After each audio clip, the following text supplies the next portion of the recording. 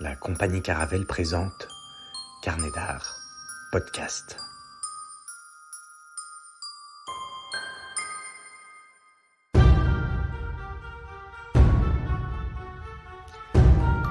Allô, ici Antoine Guillot. Merci d'être à l'écoute de cette série de podcasts produite par la compagnie Caravelle et Carnet d'art. Ce programme s'appelle Comment ça va le monde ? Le principe est simple, un invité tout au long d'une saison pour se laisser le temps du développement de la pensée autour d'un sujet particulier. Cette saison, nous partons en révolution. En nous plongeant au cœur de la réforme protestante, nous tomberons ainsi dans les bras de Luther, de Thomas Müntzer, de Calvin. Et c'est avec Étienne que nous nous demandons donc comment la réforme protestante a conditionné notre rapport contemporain à la modernité, à la démocratie, à la République. Étienne, tu es professeur de philosophie et de français en lycée filière technologique et générale en lycée agricole, titulaire d'un master en philosophie des religions à l'école pratique des hautes études. Étienne, bonjour. Bonjour. Luther, dépassé par lui-même. Alors on a parlé de cet avènement luthérien et de comment est-ce que petit à petit il s'est installé en Allemagne, en tout cas dans le Saint-Empire romain germanique, notamment grâce aux princes et à des amis assez influents. Et on va voir que dans cet épisode qu'en fait clairement, il a un certain pouvoir, une certaine notoriété, que le protestantisme est en train de s'installer et durablement, notamment en Allemagne, dans l'Allemagne qu'on connaît aujourd'hui. Et pourtant, c'est pas si simple parce que quand on mêle religion et considération théologique et pouvoir et politique, ça fait pas forcément bon ménage. Effectivement, donc dans notre dernier entretien, nous avons pu observer que cette perspective de traduction de l'écriture, qui était celle de Luther, elle était délicate. Et tout d'un coup, dans son château allemand, isolé, en traduisant la Bible, il a dû commencer à se poser les questions que l'institution catholique, politique elle-même, commençait à se poser, c'est-à-dire la vérité, oui, mais à quel prix ? À savoir, qui est légitime pour interpréter les Écritures ? Et c'est à partir du moment où l'on considère que tous sont légitimes et qu'il revient à chacun d'étudier par lui-même les Écritures, eh bien, ne risque-t-on pas de légitimer un certain nombre d'interprétations, pour le coup, éminemment politiques ? Donc ça pose cette question fondamentale. Peut-il y avoir une interprétation des textes religieux qui ne soit pas politique. Et donc nous avons vu, dans notre épisode précédent, nous avons lu un certain nombre de versets qui semblaient effectivement être des appels très concrets à la révolte. Ne vous faites pas appeler maître, car pour vous, il n'y a qu'un seul maître et vous êtes tous frères. Voilà, ce qui n'est pas sans rappeler d'ailleurs l'exigence de fraternité de la Révolution française, qui trouve en partie ses origines ici. D'autres versets du type « Ne donnez pas non plus à quelqu'un ici-bas le titre de père, car pour vous il n'y a qu'un seul père, le Père Céleste ». Donc vis-à-vis de cette appellation, vis-à-vis des prêtres, mais vis-à-vis des chefs en général, comme nous l'avons vu. Voilà, d'ailleurs, ne vous faites pas, c'est la suite du même verset, ne vous faites pas non plus appeler chef, car un seul est votre chef, le Christ. Ce qui pose la question de même, ce dont découle un potentiel éminemment révolutionnaire, puisque ce qui signifie que l'autorité du roi elle-même n'est pas légitime. Ça appelle clairement à une horizontalité de l'organisation politique. Tout à fait. Et d'ailleurs, Oliver Cromwell, qui utilisera lui aussi, nous le verrons dans notre série d'entretiens consacrée à la Révolution anglaise, ces versets pour légitimer la délégitimation du roi, va reprendre mot pour mot ces termes de l'Évangile quand il dira il n'y a qu'un seul roi, et évidemment dans cette perspective, le seul roi possible il n'est pas de ce monde, et c'est Dieu lui-même. Voilà, c'est quelque chose d'assez courant dans la culture même populaire anglo-saxonne. Par exemple, vous savez, un exemple plus récent, peut-être un peu plus léger que ce qu'on aborde dans ces entretiens, Vous savez qu'Elvis Presley était surnommé le King, et quand les journalistes donc lui faisaient part de cette appellation, il répondait « Il n'y a qu'un seul King ». Rappelons-nous qu'il a commencé lui-même sa carrière en chantant du gospel dans des églises, donc le gospel qui est une musique sacrée. Donc il y a une conception politique puritaine protestante ancrée dans cet imaginaire qui va nourrir un idéal politique d'horizontalité. Mais à ce titre, revenons-en à Luther. Et l'interprétation, dans un premier temps, que les protestants donnent à ces textes, c'est que le pape lui-même est totalement illégitime. L'Église ne peut pas avoir de chef sur la terre. Et cette interprétation donnera plus tard un courant politique et philosophique qu'on appelle l'anarchisme chrétien, et qui se revendiquera notamment de Léon Tolstoï au XIXe siècle, ses lettres de noblesse, par un ouvrage intitulé donc, de Tolstoï, « Le royaume de Dieu est en vous ». Bien que Tolstoï lui-même définisse l'anarchisme comme une expression seulement partielle de la conscience chrétienne. Mais attention, nous sommes pour l'heure au XVIe siècle, et nous allons voir que cette proposition est beaucoup trop radicale pour un certain nombre de théologiens protestants eux-mêmes, dont Luther.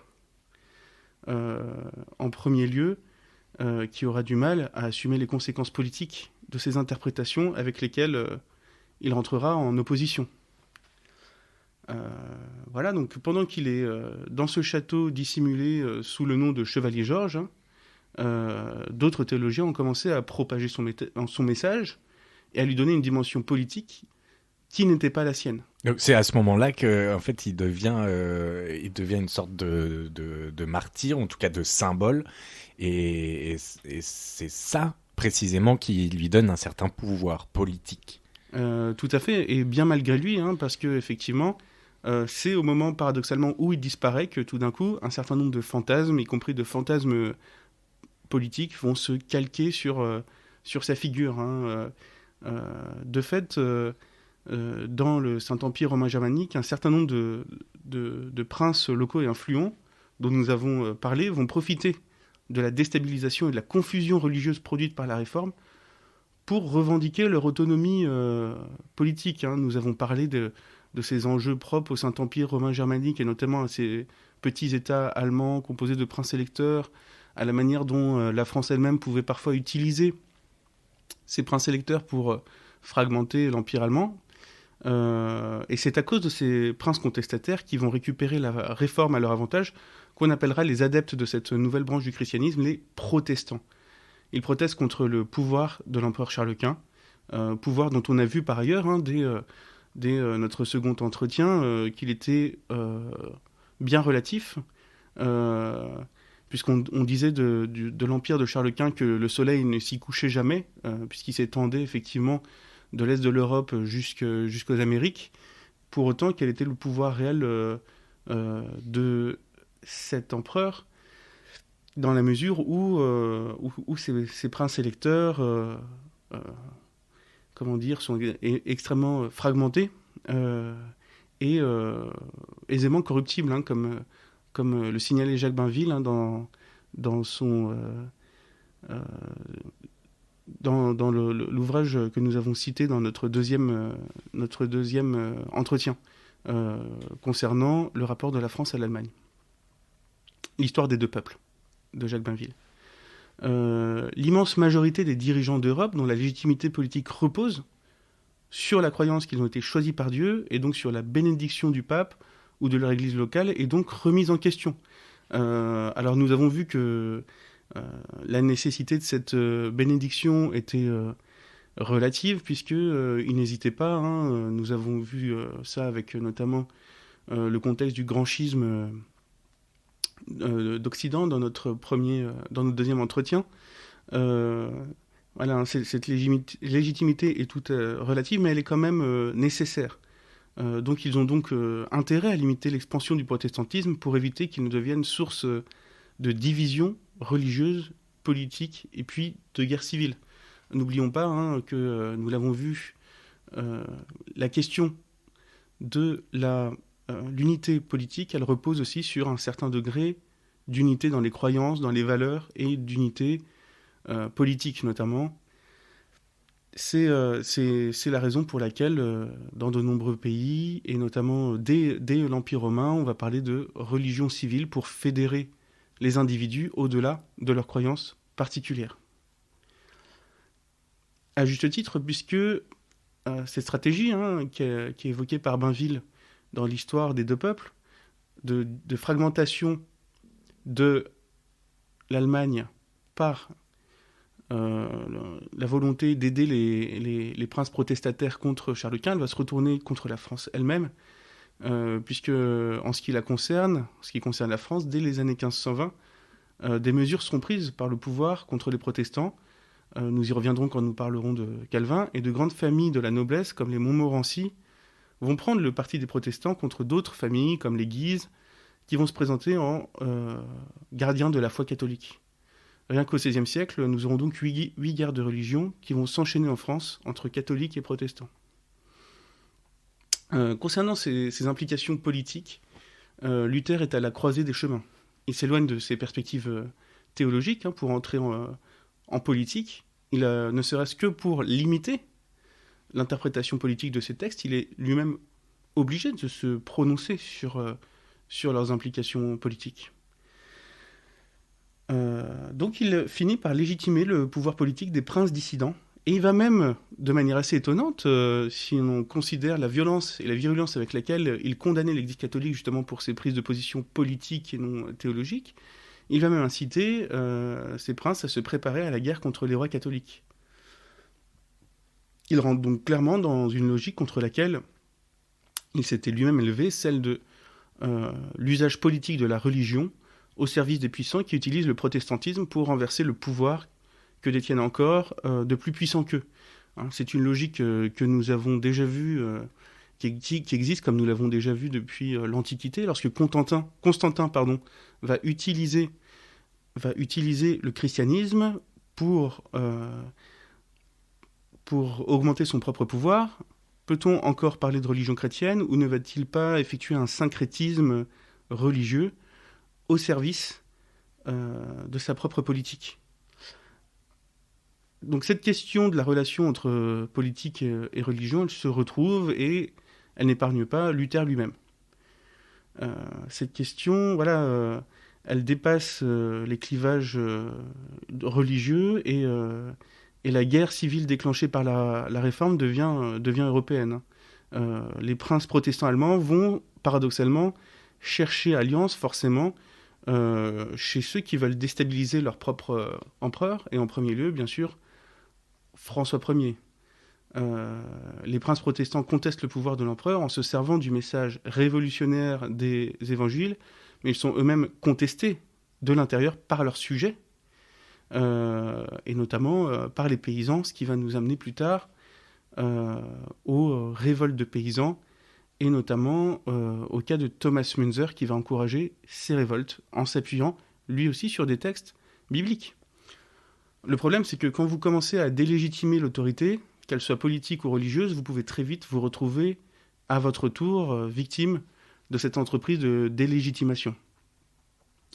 Une fois qu'on a détruit la légitimité de l'autorité de l'ordre ancien, comment réinstaurer de la légitimité et de l'autorité pour un ordre nouveau ? Est-ce qu'on n'a pas délégitimé la forme de l'ordre elle-même ? Calvin, dont nous allons parler, va être lui-même confronté à cette question, et tous les révolutionnaires, Cromwell par la suite, nous allons le voir, ils seront confrontés. Parfois au risque d'instaurer un régime bien plus autoritaire que celui qu'on prétendait contester au nom d'une certaine idée de la liberté. C'est l'un des paradoxes qu'on retrouve malheureusement dans de nombreux processus révolutionnaires. Mais est-ce que ça veut dire qu'il y a un problème à la base de définition de valeurs fondamentales ? Eh bien, là-dessus, nous pouvons citer Abensour, dont nous avons déjà parlé dans notre deuxième entretien, sur cette question de démocratie insurgente qu'il soulève. Et en fait, on retrouve ce débat, à savoir, faut-il d'abord se mettre d'accord sur les valeurs qui vont permettre la discussion ou la révolte, ou faut-il d'abord discuter ou se révolter pour définir les valeurs, qui vont nous faire coexister. Mais là, dans le cas de Luther ou de Calvin, on le verra dans les épisodes suivants, mais dans ce cas-là, c'est bien au nom de valeurs qui paraissent fondamentales et qui ne sont pas appliquées dans l'ordre, l'organisation de la société, que Calvin veut faire que Luther, veut faire la révolution. Et en tout cas, qu'il initie et qui pousse très largement à cette réforme. Voilà. Donc, est-ce que, puisque après on le voit, à partir du moment où il a du pouvoir, c'est au nom de ces valeurs-là qu'il abandonne des valeurs fondamentales qui semblaient être le moteur, un des moteurs initial. Alors, justement, je pense qu'il y a un quiproquo à l'époque, d'ailleurs, chez ceux qui lisent, un certain nombre de ceux qui lisent Luther, concernant les valeurs fondamentales qu'il entend défendre. Quelles sont les valeurs que Luther entend défendre par son entreprise, qui est une entreprise fort courageuse? Eh bien, il entend défendre une certaine idée, on peut l'imaginer, de la liberté et de la vérité. C'est-à-dire que il a quand même pris des risques, voilà, il a été mis au banc de l'Empire, on l'a vu, donc il a quand même joué sa vie. Et en fait, ce qui l'intéresse a priori, c'est vraiment revenir à l'authenticité des Écritures. On l'a vu, c'est cet objectif de revenir à la pureté originelle du texte. Et c'est cet objectif de vérité qui semble plus fort que tout. Au-delà même de la question de la liberté, il a écrit un texte qui s'appelle quand même « De la liberté du chrétien », mais cette liberté, elle est toujours conditionnée à la vérité contenue dans les Écritures, que chacun doit avoir l'exigence pour lui-même d'étudier, et chacun doit prendre la mesure de ses responsabilités en fonction du message de ce texte originel. Mais la vérité au service de quoi ? Autrement dit, est-ce que la vérité peut être considérée comme une valeur fondamentale ? Eh bien, en tout cas, en ce qui concerne la religion, c'est le cas. En ce qui concerne la politique, c'est beaucoup plus compliqué. Et c'est peut-être bien là le nœud du problème quand on mêle politique et religion. Tout à fait. C'est la dimension de vérité absolue. D'où cette conception qui va émerger suite au problème politique que va poser la réforme, à savoir à chaque région sa religion, c'est-à-dire en fonction de son souverain. Et donc, en fonction du souverain, les sujets devront être soumis à telle confession religieuse, protestante ou catholique, afin d'éviter des bains de sang, des révoltes. Et donc, on voit bien que la religion devient une affaire éminemment politique. Elle a toujours été, mais pour éviter des dissensions trop fortes, eh bien, le compromis trouvé sera celui-là. Vous êtes sujet d'un souverain, et donc votre religion doit être celle du souverain. Et est-ce que ça veut dire que on peut, à ce moment-là, à cette époque-là, bon, peut-être que ça paraît absurde de poser la question comme ça, mais est-ce que c'est possible, est-ce que la mobilité existe? Et dire, si par exemple je suis dans une région protestante et que je suis catholique, est-ce que je peux changer de région pour aller à côté avec mes copains catholiques? Eh bien, on a des cas très concrets, par exemple même de huguenots français qui, durant les persécutions religieuses exercées contre les protestants au XVIe siècle, puis au XVIIe siècle, et puis même au XVIIIe siècle, vont quitter la France, notamment pour l'Allemagne, pour les Pays-Bas, et bientôt vont faire partie de ces mouvements de colons européens qui vont immigrer dans des colonies aux Amériques. Voilà. Dès le XVIe siècle, vous avez des colonies françaises au Brésil. Vous avez aussi évidemment des colonies anglaises en Amérique du Nord, mais aussi au cours du XVIIe siècle puis du XVIIIe siècle, des colonies françaises et anglaises dans le Canada actuel.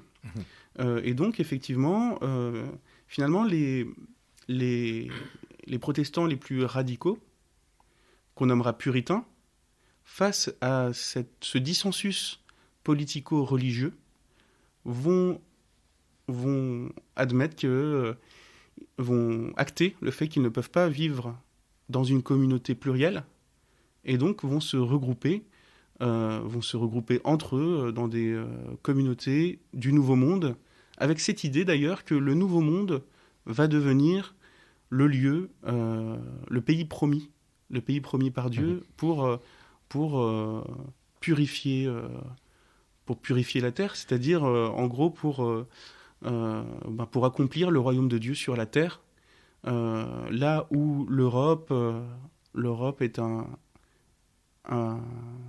une terre condamnée, notamment à cause de tous les massacres qui s'y sont produits au nom de la religion. Donc en fait, le Nouveau Monde devient le pays de cette promesse, de cette utopie religieuse, hein, et c'est pas un hasard si les fondements de la démocratie américaine, on aura le temps de le voir dans des prochains entretiens, sont éminemment religieux, ce qu'a par exemple amplement développé le sociologue allemand Max Weber. Voilà. Ça veut dire que dès le début du XVIe siècle, dès le début de cette réforme protestante, on voit émerger déjà différents courants. Oui, tout à fait. Du protestantisme. Donc c'est vraiment dans l'ADN du protestantisme, pour plein de raisons qu'on a déjà abordées, mais c'est dans l'ADN d'être fragmenté et que chacun puisse s'approprier ça et que ça fasse finalement différentes chapelles. Tout à fait. Et c'est Max Weber, justement, dont on va reparler, qui définit cette spécificité du protestantisme comme qui définit cette spécificité comme une diversification des sectes protestantes. On peut citer, pour se rendre compte un petit peu, citer et décrire un peu les différents courants du protestantisme qu'on peut connaître en plus encore aujourd'hui. Donc là, tu as parlé des puritains. Alors les puritains, si tu veux, ce n'est pas c'est pas une église protestante. Voilà. Après, pour voir à quel point ce sont des groupes diversifiés. Effectivement, aujourd'hui, par exemple, dans des courants qu'on appelle globalement évangélistes, tu as déjà plusieurs courants, notamment les pentecôtistes. Tu as aussi des courants protestants qui se sont développés au XIXe siècle et au début du XXe siècle, comme les baptistes. Tu as beaucoup de courants anglo-saxons qui sont développés au XIXe siècle, comme les méthodistes. Et alors, ce qui est intéressant, c'est que un certain nombre de ces courants, qui se développent aussi déjà au XVIe siècle, se définissent en fonction de leur type d'organisation, du type d'organisation de leur assemblée. On a vu que le mot église, ecclésia, était un terme éminemment politique, hein, puisqu'il était employé dans la démocratie athénienne pour définir l'assemblée. Et par exemple, des groupes unitariens se nomment ainsi en fonction de leur modalité d'organisation, très concrète en fait. C'est-à-dire, y a-t-il un pasteur qui va guider le troupeau, ou est-ce que la charge de messagers, de pasteurs, va être distribuée entre plusieurs sages, voilà, ou alors est-ce que chacun tour à tour va apporter le message en se disant que tous les chrétiens sont consacrés, donc sont à même d'interpréter les Écritures. Et si tu veux, ce sont ces différents modes d'organisation, en fonction de l'autorité attribuée, qui vont définir, entre autres, les structures donc de ces différentes églises ou différentes sectes, pour parler comme Max Weber. Alors, il y a cette différence structurelle, donc en fait, quelle est la réponse, comment on organise politiquement cette religion, donc c'est ça qui forme ces différentes chapelles, mais il y a bien aussi différentes lectures, en tout cas des variations sur la lecture de la Bible et des textes sacrés. Oui, bien sûr. Par exemple, nous allons parler avec Thomas Münzer des anabaptistes. Un certain nombre d'anabaptistes considèrent que seuls des adultes peuvent être baptisés, et donc qu'il faut rebaptiser ceux qui ont été baptisés enfants. et sur la base d'une décision éclairée. Voilà. Donc il y a eu plusieurs courants anabaptistes, il y en a encore, notamment en Suisse, qu'on appelle les Ménonites. Donc il y a eu des courants violents comme ceux de Thomas Münzer, mais par exemple, les Ménonites sont des anabaptistes absolument non violents, quoi. Et par exemple, les particularités des pentecôtistes, ce serait... Alors ça part d'une interprétation du Nouveau Testament, justement, qui a lieu le jour de...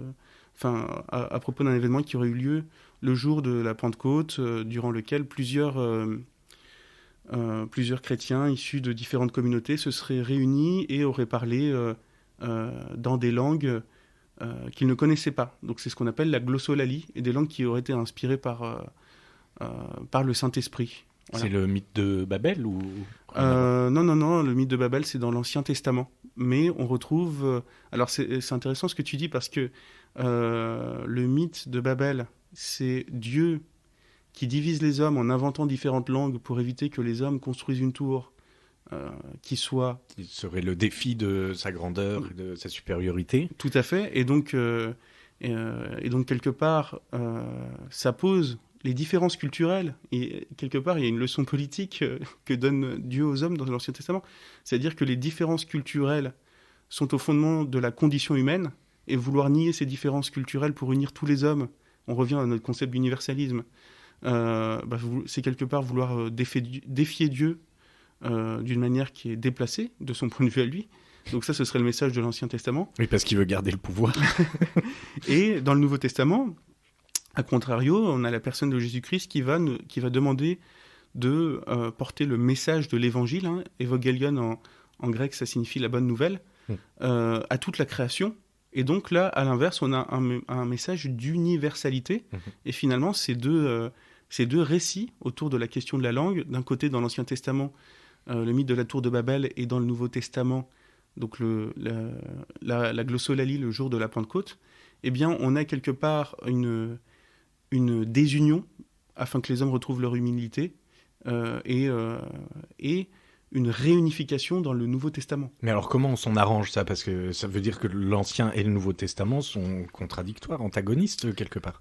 Là, c'est un long débat, parce que il y a eu des courants qui sont allés dans l'Antiquité, mais qui ont été très vite considérés comme hérétiques, qui sont allés dans l'Antiquité et puis au début du Moyen-Âge jusqu'à affirmer que entre le Nouveau et l'Ancien et le Nouveau Testament, les messages étaient tellement distincts que on ne pouvait pas parler du même Dieu. Donc il y a un courant qui a été défini comme sectaire et comme hérétique très vite par l'Église, qui est le marcionisme, qui vient d'un théologien qui s'appelle Marcion, et qui effectivement sépare les personnes du Dieu de l'Ancien Testament et du Nouveau Testament, parce qu'il considère que le message de l'un et de l'autre sont complètement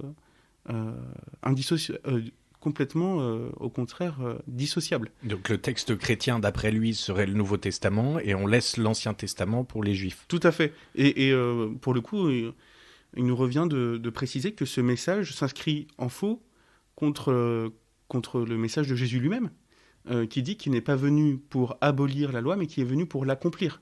Ce qui nécessite donc une relecture de l'Ancien Testament à l'aune du Nouveau Testament, et ce qui se situe tout à fait dans l'optique de réinterprétation des textes et de retour à l'écriture entamé par Luther, dans cette perspective de traduction, lui qui maîtrisait l'hébreu, le latin et le grec. Donc dans la logique, il faudrait lire le Nouveau avant l'Ancien Testament. Disons que ça éviterait de se décourager. L'Ancien Testament est beaucoup plus long. Et puis l'Ancien Testament... c'est quand même de belles histoires. L'Ancien Testament, c'est aussi une suite de chroniques qui racontent l'histoire du peuple juif et de son alliance avec Dieu. C'est dans ce sens qu'il faut entendre le mot testament, c'est-à-dire dans le sens du mot alliance. En fait, il y a deux alliances. Il y a l'ancienne et la nouvelle alliance. Quel rapport entre testament et alliance ? C'est étymologique, là ? Le testament, c'est le témoignage d'une alliance. C'est l'étymologie j'espère que je ne vais pas commettre d'erreur, mais testimony en anglais, il me semble que c'est lié au concept de témoignage. Eh bien, c'est la même racine. Et donc, le témoignage de l'alliance, donc Dieu a fait 2 alliances avec les hommes, selon les chrétiens. Donc, une alliance avec le peuple d'Israël dans l'Ancien Testament, et une nouvelle alliance dans le Nouveau Testament avec tous les hommes. Donc, on retrouve cette notion de communauté restreinte, de communauté homogène, de communauté politique, puisque c'est la création d'un royaume aussi, la chronique de la création du royaume de l'Israël antique, l'Ancien Testament, l'Ancienne Alliance, et de son rapport à Dieu. À ce titre, quelque chose qui concerne une fois encore la notion de royauté. Il faut se rappeler qu'un certain nombre de rois, tout au long du Moyen-Âge, même dans l'âge classique, établit sa généalogie, on trouve ça chez les rois d'Angleterre par exemple, en disant nous sommes les descendants du roi David, donc des rois d'Israël dans l'Ancien Testament. Sauf qu'il faut se rappeler que dans l'Ancien Testament, Dieu lui-même donne un roi au peuple d'Israël à contre-cœur. C'est-à-dire que Dieu considère qu'il a une relation privilégiée avec le peuple d'Israël par l'intermédiaire des seuls prophètes qui interprète sa parole et auquel il se confie. Mais le peuple d'Israël veut faire comme les autres peuples. Prophètes qui sont Moïse, il y en a d'autres. Oui, tout à fait. Amos, Abdias, donc des prophètes moins connus, Jérémie, voilà. Et donc, Ésaïe, par exemple. Et donc, le peuple d'Israël demande un roi pour faire comme les autres peuples. Dieu consent, mais comme on consent à un caprice, et il leur dit, puisque vous voulez, vous refusez cette élection et ce contact direct avec Dieu, sur un trait d'horizontalité, puisque rappelons-nous que le peuple d'Israël est le peuple des esclaves dans la Bible, qui est délivré par Dieu de l'Égypte pour arriver au fameux pays promis. Eh bien, ce peuple donc fait le caprice et veut un rapport vertical à un homme en particulier. Il veut un roi, et donc Dieu consent et leur donne donc le roi d'Israël. Mais ce roi sera toujours défié par les prophètes. D'où la fameuse expression « nul n'est prophète en son pays », car le prophète représente l'autorité qui va défier le pouvoir royal. Mais qui est envoyé par Dieu. Et qui est envoyé par Dieu pour défier l'autorité royale quand celle-ci va finir par dévier de la route de Dieu. Donc les prophètes sont en fait les garants d'un semblant de démocratie, si on fait l'analogie. En tout cas, c'est un contre-pouvoir. C'est un contre-pouvoir puissant qui parle le langage de Dieu. Ça veut dire également que les chrétiens reconnaissent le peuple juif comme le peuple élu. Alors, comme on l'a vu dès notre premier entretien, un grand nombre de chrétiens, et notamment Luther, ont une relation très particulière au peuple juif. Le peuple juif, c'est le peuple de l'Ancienne Alliance. Donc c'est le peuple, effectivement, dans un premier temps élu par Dieu, mais c'est aussi le peuple qui a refusé le message de la Nouvelle Alliance. Et là, nous arrivons justement à la spécificité du Nouveau Testament. L'Ancien Testament, c'est l'ensemble des chroniques, des relations entre le peuple juif et Dieu. Et le Nouveau Testament, c'est la venue au monde du Fils de Dieu, qui est Dieu lui-même, c'est le mystère de l'incarnation et de la Trinité, et qui se fait homme. Pour tous les chrétiens, c'est Dieu lui-même. Oui, tout à fait. Protestant, catholique, ça... Tout à fait. Et justement, c'est là-dessus que vont se fonder les chrétiens, catholiques comme protestants, pour définir ce qu'ils nomment hérétiques, et c'est sur ce fondement que vont se lier parfois catholiques et protestants contre des hérétiques qu'ils reconnaissent. Voilà. On retrouve cette notion d'adversaire qui se crée à un ennemi commun. Effectivement, c'est aussi on dit catholique et protestant parce que là, on est dans le cadre du christianisme occidental, mais évidemment, cela vaut aussi pour les orthodoxes, notamment dans ce qui va émerger de l'Empire byzantin et en Europe de l'Est. Donc ça veut dire que l'orthodoxie apparaît à cette époque-là aussi ?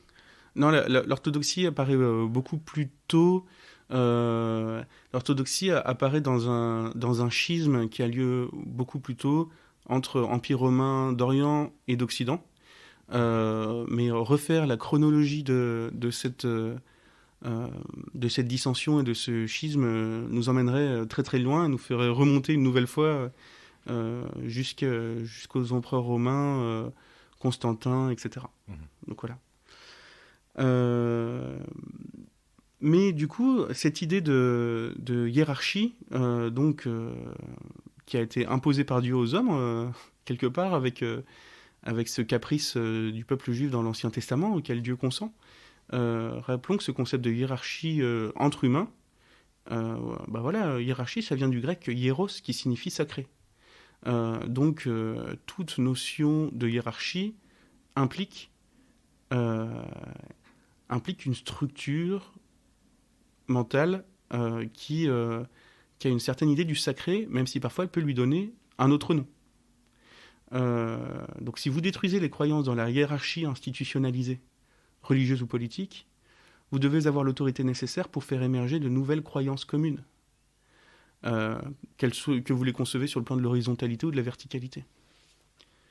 Donc on a déjà parlé du philosophe John Dewey, philosophe états-unien de la fin du 19e siècle et du début du 20e siècle, qui a d'ailleurs eu une éducation protestante très marquée, puisque sa mère était évangéliste justement, et qui se demande sur quelle autorité fonder la légitimité des démocraties, puisqu'elle ne repose plus au XXe siècle sur la bénédiction explicite des institutions religieuses, et donc Dewey va parler de la nécessité d'une foi commune dans la démocratie. Voilà. Donc cette question de la foi commune, on l'a vu, c'est une manière, notamment dans le cas de réflexion sur la religion civile, de redynamiser le consensus politique. Ce qui ne va pas forcément de soi. Juste un retour sur cette idée de peuple de Dieu horizontal qui trouve le pays promis en étant guidé par Dieu. Eh bien, les puritains qui vont émigrer en Amérique vont prendre ce modèle du peuple d'Israël comme mode d'emploi. C'est-à-dire qu'ils voient vraiment l'Amérique comme le nouveau jardin d'Éden et comme le pays promis dans lequel ils vont pouvoir refonder la communauté politique sur des principes religieux. D'où ce puritanisme qui nous paraît si étrange, qui est au fondement même de la conception américaine du bien commun. Qui nous paraît si étrange, et pourtant, n'oublions pas que dans notre constitution de 89, il y a l'idée que la propriété elle-même est un droit sacré, donc à chacun sa religion. On retrouve cette notion religieuse au fondement de toute société, cette notion de foi commune, même si elle peut prendre des aspects qui paraissent parfois anti-religieux. Et quelque part, du point de vue de cette interprétation, plus vous essayez de remplacer le religieux par autre chose, et plus il est flagrant que les mots que vous mettez sur ce bien commun, cette foi commune que vous essayez de définir, sont des mots qui essayent de cacher le fondement religieux de cette idée. À ce propos, on attribue à un autre écrivain contemporain de John Dewey, Gilbert Chesterton, la phrase suivante. Quand les gens cessent de croire en Dieu, ce n'est pas pour croire en rien, c'est pour croire en n'importe quoi.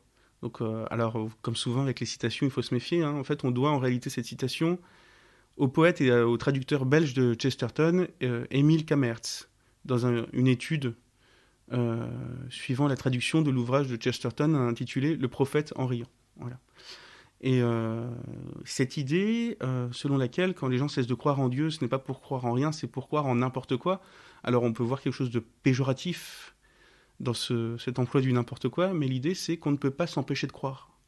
Et donc, soit on donne aux individus les valeurs dans lesquelles ils croient, soit on leur donne la liberté de définir par eux-mêmes le contenu de ces croyances, au risque d'arriver à une pluralité qui est tout simplement ingérable d'un point de vue politique. Et c'est l'un des risques que cette réforme protestante sans hiérarchie établie et structurée à la manière de celle de l'Église catholique fait courir à l'Europe. Et c'est l'une des raisons pour laquelle elle va générer cette guerre civile européenne qui va se prolonger jusqu'au XVIIIe siècle. Alors pour le coup, Luther et Calvin ne demandent pas aux chrétiens de cesser de croire en Dieu, mais ils leur demandent tout de même de croire en un Dieu qui, de leur point de vue, n'est pas du tout celui du catholicisme, puisque c'est celui d'un retour vers quelque chose de plus fondamental. Et justement, paradoxalement, ils arrivent après le catholicisme, mais ce sont eux qui vont reprocher au catholicisme un certain relativisme. Et ce sont eux qui vont se présenter comme des garants de la foi originelle, alors qu'ils arrivent bien plus tard. Oui, parce qu'on l'a vu, le catholicisme qui aurait été pollué, entre guillemets, par les Romains convertis rapidos au 3e ou 4e siècle. Tout à fait, c'est-à-dire que c'est au moment de la fusion entre religion, culte impérial romain et religion chrétienne, sous Constantin, qu'on va commencer à se poser la question qui va se reposer avec la religion civile de Robespierre, le culte de l'être suprême, à savoir, est-ce que finalement c'est une manière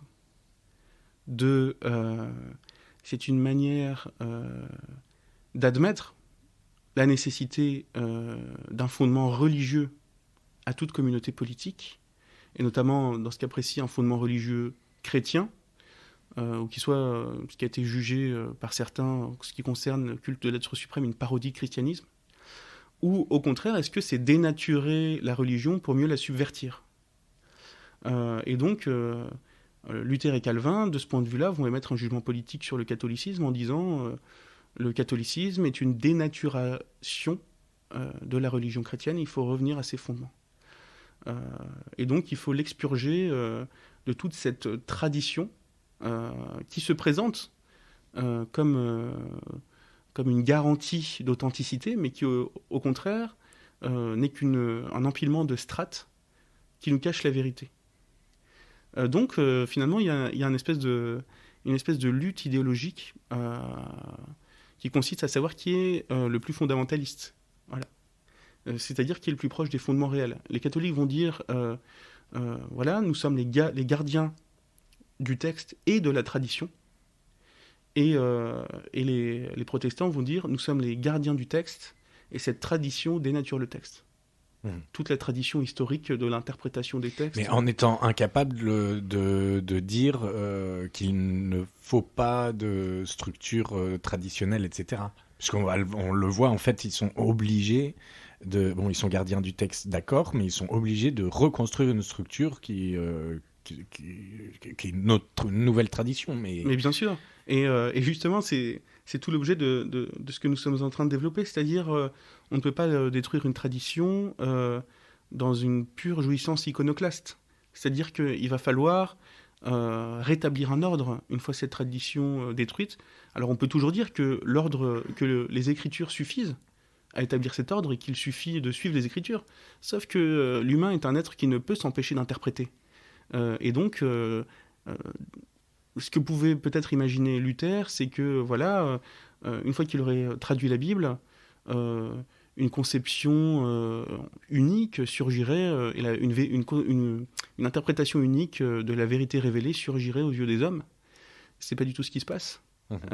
Et notamment, il y a un phénomène qui le hante, qu'il essaye d'écarter, mais qu'il ne peut pas écarter, c'est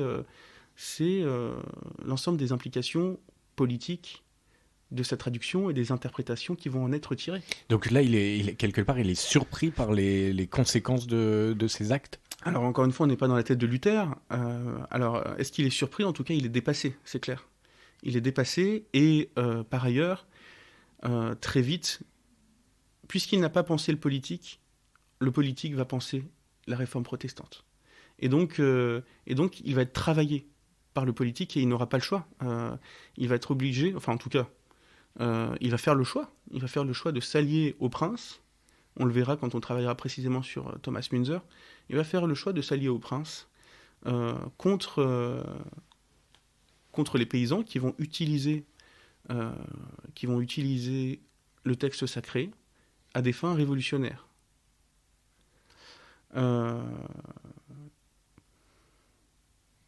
Voilà, donc les catholiques, d'après les premiers luthériens et les premiers calvinistes, on l'a vu, ont perverti le message du vrai Dieu pour des raisons politiques et économiques.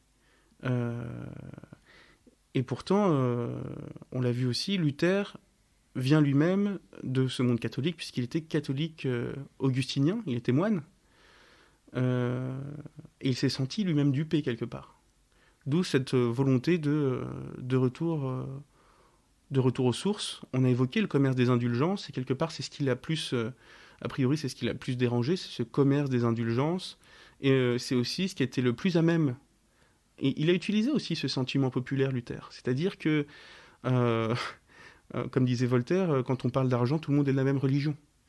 Quand vous dites à des gens qui ont peu de moyens, qui ont donné tout leur cœur, toute leur foi, pour sauver leur âme, et que vous leur dites mais vous avez aussi donné tout votre argent, mais ça n'a aucune valeur,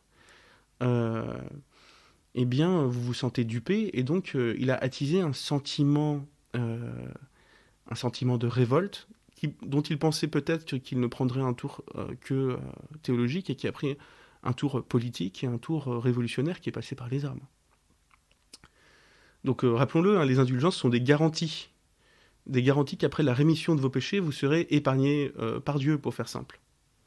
Donc à l'époque de Luther, le pape Jules II, qui doit trouver des fonds pour financer la construction de la basilique Saint-Pierre, on l'a vu dans notre deuxième entretien, fait payer les indulgences.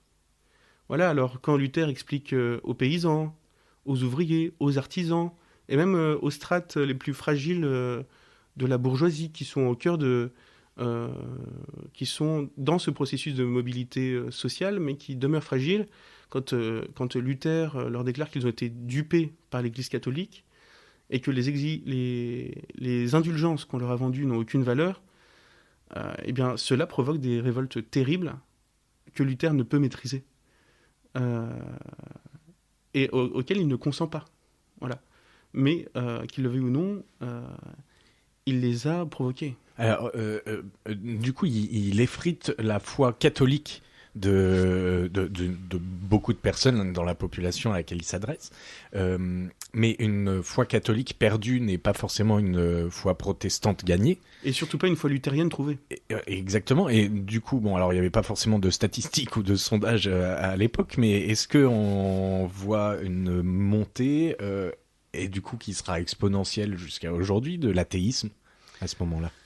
Eh bien, l'athéisme, c'est une question particulière. Je ne sais pas si le développement du protestantisme lui-même a généré de l'athéisme. Ce qui est sûr, on l'a vu quand on a contextualisé cette époque, on est dans une époque de doute permanent, que ce soit d'un point de vue scientifique, d'un point de vue théologique. L'Église elle-même se pose beaucoup de questions, on l'a vu. Elle est assez ouverte à un certain degré de remise en question interne. Mais cette question de l'athéisme, finalement, tout le monde se jette à la figure des condamnations en athéisme. Et ça va avec cette idée selon laquelle les uns et les autres auraient trahi le message originel de l'Évangile. Donc, évidemment, Luther va dire tour à tour que le pape est athée, ou bien même qu'il est finalement que c'est le diable qui lui souffle son inspiration, et à contrario, eh bien forcément dans les cercles du pouvoir catholique, on va communiquer sur le fait que Luther est athée, ou bien qu'il est lui aussi un agent du diable. Rappelons à ce titre l'étymologie de l'adjectif diabolique. L'étymologie, c'est la division. Ce qui est diabolique, c'est ce qui permet de diviser. Eh bien, d'un point de vue politique, peut-être y a-t-il quelque chose dans les conséquences, en tout cas, du protestantisme qui est politiquement diabolique pour les perspectives de ceux qui voudraient unir le peuple autour d'une idée commune, c'est-à-dire qu'il y a quelque chose qui est intrinsèquement lié à un processus de division et qui va déboucher sur ces 8 guerres civiles en France et sur une guerre civile européenne globale. Alors, il faut se méfier de l'argument selon lequel la religion serait toujours un facteur de guerre. La religion est souvent un prétexte pour faire des guerres qui étaient déjà là. Preuve en est que, on l'a vu, dans les partis qui sont pris, il y a parfois des partis qui dépassent la logique religieuse. On a parlé par exemple de l'alliance de François Ier avec les Ottomans contre d'autres royaumes chrétiens. Voilà. Donc cette logique religieuse dans la perspective de division, elle n'explique pas tout. En revanche, alors elle est réelle, cette perspective d'athéisme. Il y a un certain nombre d'esprits, y compris scientifiques. On a parlé de Giordano Bruno, un peu après les événements dont on parle, bien après, puisqu'on est en 1600. On a parlé de Giordano Bruno, des perspectives dont on peut se demander si elles sont du domaine de la pure intégrité scientifique, si elles sont du domaine de la provocation, etc. Ce qu'on a évoqué dans notre deuxième entretien, quand Giordano Bruno évoque le salut à venir du diable, par exemple. Voilà, donc est-ce qu'on est dans une perspective athée, dans une perspective de provocation, dans une perspective scientifique qui se moque de la religion? C'est dur à définir à plusieurs siècles d'intervalle. En revanche, ce qui est sûr, c'est qu'avec cette délégitimation de la structure politique de l'Église, qui se voulait une et universelle, on l'a vu, l'étymologie même du terme catholique, c'est universel. Eh bien, voilà, on va avoir une prolifération de sectes protestantes.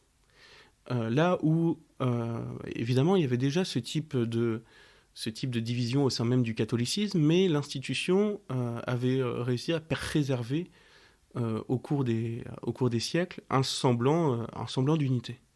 Et bien là, on va avoir une prolifération de sectes, une prolifération de croyances, et chacun va fonder sa propre église. On va même le voir avec le cas de ce qui va se passer dans la ville de Münster, dans le sillage de Thomas Müntzer. Chacun va devenir son propre messie.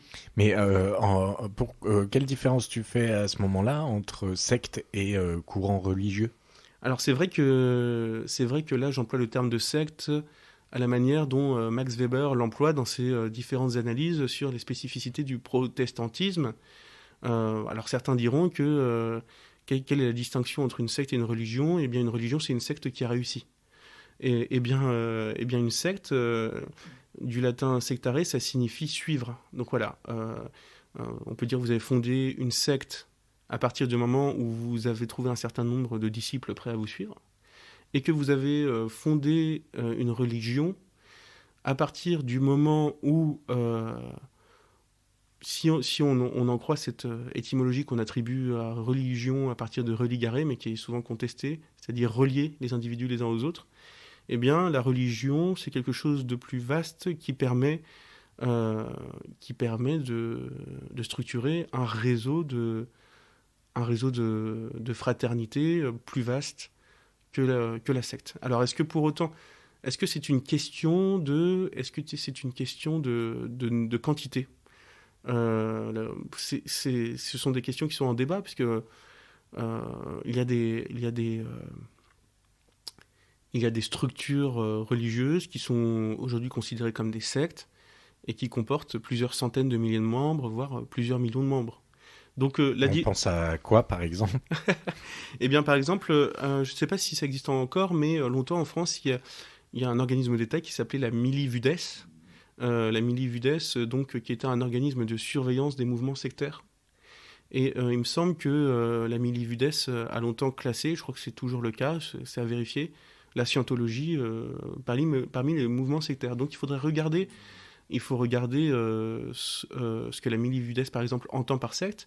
Aujourd'hui, le terme de secte, il a acquis une connotation fortement péjorative, c'est-à-dire on considère qu'une secte, c'est un mouvement notamment qui va vous isoler, c'est un mouvement qui va vous empêcher d'avoir un regard critique sur le modèle social qu'elle vous propose. C'est aussi un mouvement religieux qui va vous présenter le monde extérieur comme un monde hostile et qui va donc vous dire que toutes les perspectives sociales de salut, elles se trouvent en son sein et que sortir de son sein, c'est retourner dans l'hostilité du monde.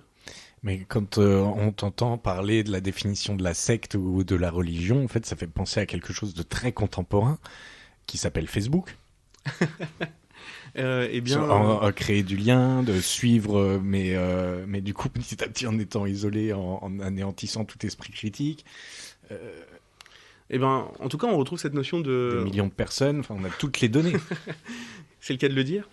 Mais en tout cas, on retrouve cette notion, de réseau. Ça nous emmènerait très loin, ce que tu dis là. Il y a cette idée selon laquelle, si vous n'êtes pas dans le réseau, vous n'existez pas. Après, est-ce qu'il y a une idéologie commune? Est-ce que si, sans forcément passer tout l'épisode là-dessus, mais quand même, tu disais tout à l'heure que à partir du moment où on démantèle, on détruit, on défait de son piédestal un ordre établi, il faut en construire un autre. Oui. Là, bon, si on parle d'ordre religieux, du coup, le protestantisme, Luther et puis d'autres après, déconstruisent le catholicisme pour donc sur un terrain théologique pour construire le protestantisme et donc d'autres règles théologiques.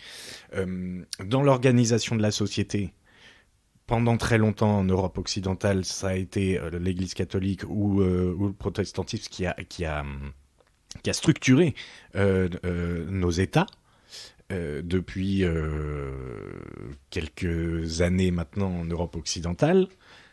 Il n'y a plus ces religions. Donc on a déconstruit cet ordre qui était religieux pour libérer nos États de cette emprise-là. Mais qu'est-ce qu'on a construit d'autre et quel est l'ordre nouveau qu'on a proposé ? Alors, pendant que tu me posais cette question, j'ai réfléchi du coup aux implications de ta question concernant les réseaux qu'on appelle sociaux, qu'on pourrait aussi appeler les réseaux dits sociaux ou les zéros sociaux. Mais concernant ces nouveaux réseaux, si tu veux faire une analogie avec l'époque de la Réforme, eh bien, ce que je dirais, c'est que à l'époque de la Réforme, on a de nouveaux réseaux d'information qui se mettent en place, notamment avec l'invention de l'imprimerie, et qui permettent l'émergence de nouvelles voies, qui permettent de remettre en question la vérité préétablie par une structure politico-religieuse. Voilà. Et l'analogie qu'on pourrait faire, c'est peut-être l'analogie entre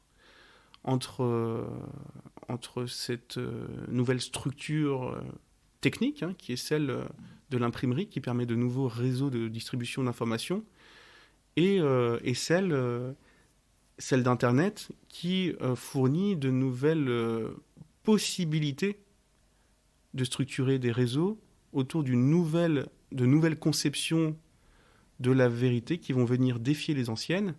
Et la dimension sectaire, là où on pourrait la retrouver, c'est dans l'autarcie informationnelle que génèrent les algorithmes, qui te ramènent toujours vers...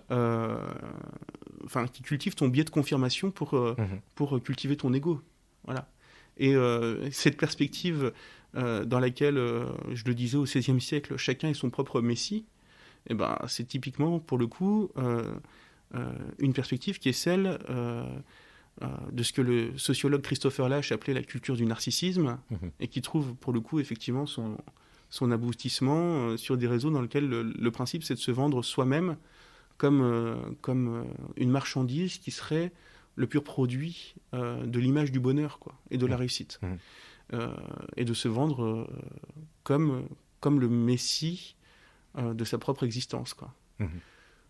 C'est un lien qu'on pourrait faire, et c'est une analogie, en tout cas, qui me paraît relativement pertinente entre ces différentes époques, avec différents échelons de remise en question de l'autorité de la vérité et des réseaux de distribution d'informations. Quand je dis différents échelons, effectivement, il y a des plateformes qui permettent de nouveaux échanges, qui, à leur tour, vont créer de nouvelles communautés qui s'organisent à partir de nouveaux systèmes de valeurs et de nouveaux systèmes de croyances, qui vont s'auto-alimenter par le biais de cette autarcie informationnelle dont on parlait tout à l'heure.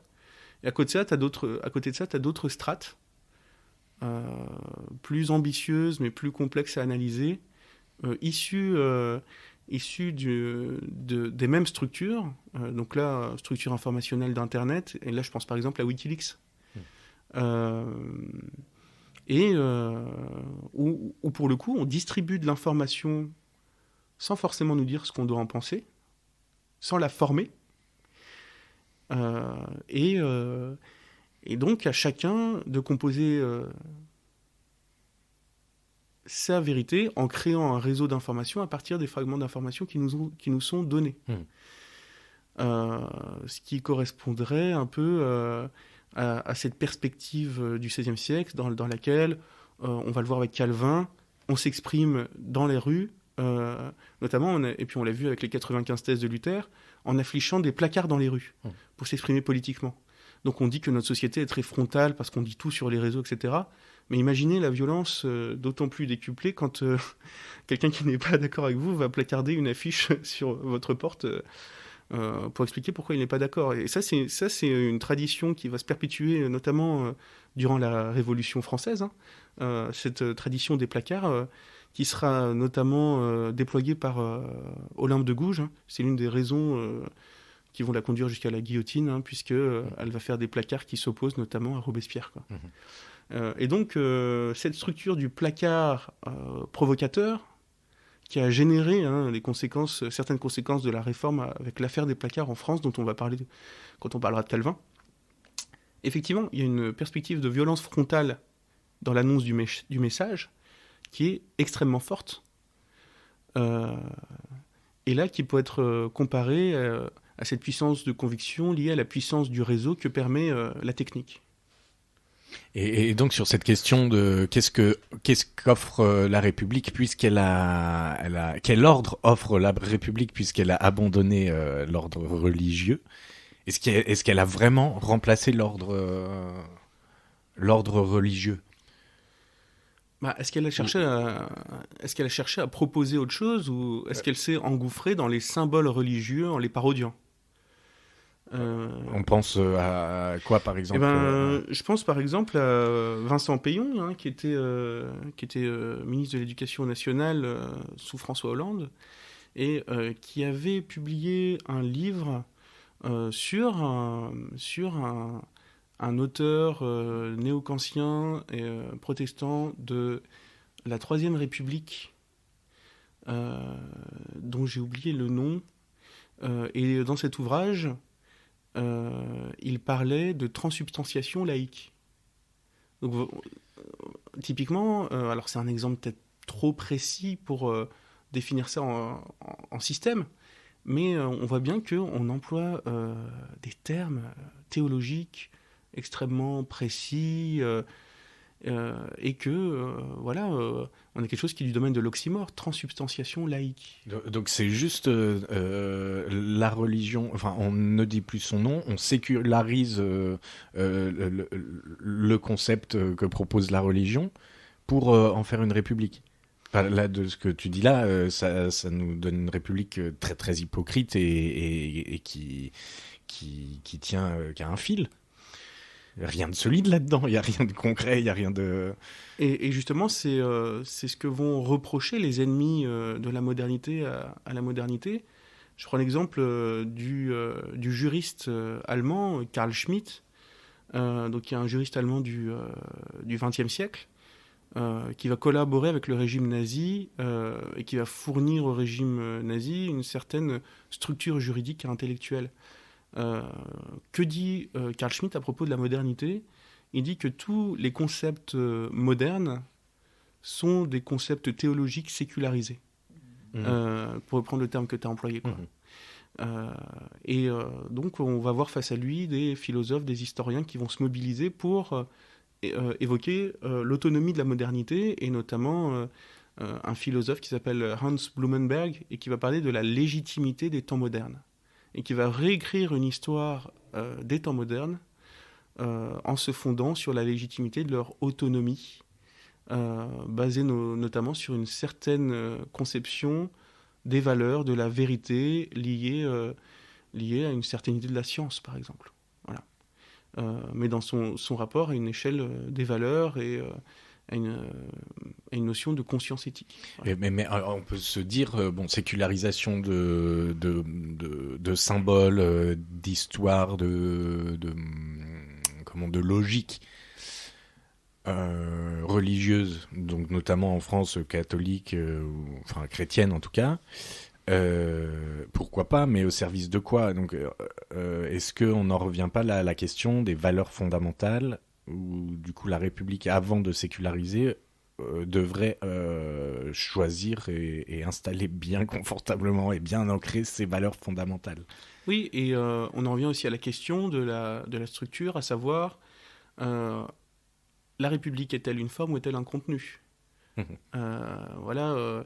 Est-ce qu'on définit, pour reprendre un langage qu'on emploie dans certains milieux politiques, est-ce qu'on définit un cordon sanitaire pour exclure de la République ce qu'elle n'est pas, pour définir de manière négative ce qu'elle est ?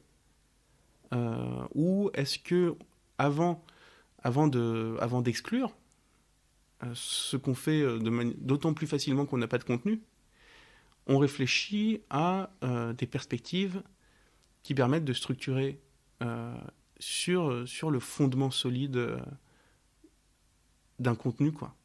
Mais quelles sont les valeurs qui permettraient de définir précisément ce contenu ? On l'a vu, la légitimité de la Révolution, on l'analysera quand on parlera de la manière, notamment dont Hannah Arendt juge la Révolution française à l'aune de la Révolution américaine. On rentrera un peu dans le détail de tout ça dans des prochaines saisons, mais ce qu'elle dit notamment, c'est que la perspective de la Révolution française, notamment avec ce culte de l'être suprême, voilà, c'est pour schématiser, même si elle le dit de manière plus complexe, et on y reviendra, c'est une structure qui a voulu parodier la religion, mais qui l'a fait trop tard parce qu'elle s'est rendue compte a posteriori qu'elle avait besoin de la religion pour se structurer symboliquement. Et ça a été un échec, puisque le culte de l'être suprême de Robespierre a été moqué. C'est ça, quand on parle de parodie de la religion, c'est par exemple le culte de l'être suprême. Alors, on peut dire que c'est... Qu'est-ce que c'est concrètement ? Qu'est-ce que ça veut dire Parodie de la religion ? Oui. Eh bien, c'est-à-dire que, encore une fois, on avait une forme religieuse, mais qui n'avait pas de contenu concret, ce qui peut se montrer dans l'idée que l'être suprême, c'est un être encore plus abstrait que le Dieu du christianisme, quoi. L'être suprême, c'est une idée, c'est un idéal abstrait. Encore une fois, c'est une forme dans laquelle on peut mettre toutes sortes de contenus, et donc le danger d'une forme vide, c'est d'y mettre un contenu qui irait à l'encontre des bonnes intentions qui ont motivé la création de cette forme. Donc voilà, c'est une difficulté politique, et du coup, c'est la raison pour laquelle ça va donner lieu à un certain nombre d'épisodes ou de saisons. Et pour le coup, Luther qui part quand même d'un contenu assez précis, qui dit mais j'ai traduit la Bible, voilà, et je ne vois pas le rapport avec la structure politique que l'Église catholique présente. Et ben il va être confronté aux conséquences de cette exigence de vérité. Hein. Et effectivement, il va devoir parler à sa manière de politique, et ces termes vont être interprétés, et lui-même va devoir réagir et réécrire en fonction de la manière dont ses écrits ont été interprétés. Et donc, il va avoir tout au long de sa, si j'ose dire, carrière de réformateur, des discours radicalement opposés. Par exemple, en 1520, dans un ouvrage intitulé « La liberté du chrétien », Luther écrit « Un chrétien est le maître de toute chose et n'est le sujet de personne ». Voilà, si on prend cette phrase en dehors de son contexte, là encore, on peut avoir un potentiel éminemment révolutionnaire. Mais quand il voit que les paysans utilisent ce discours pour se révolter contre les princes électeurs du Saint-Empire romain germanique, au sein desquels, bien sûr, il a lui-même acquis une certaine protection. Oui, avec son copain Frédéric. Tout à fait.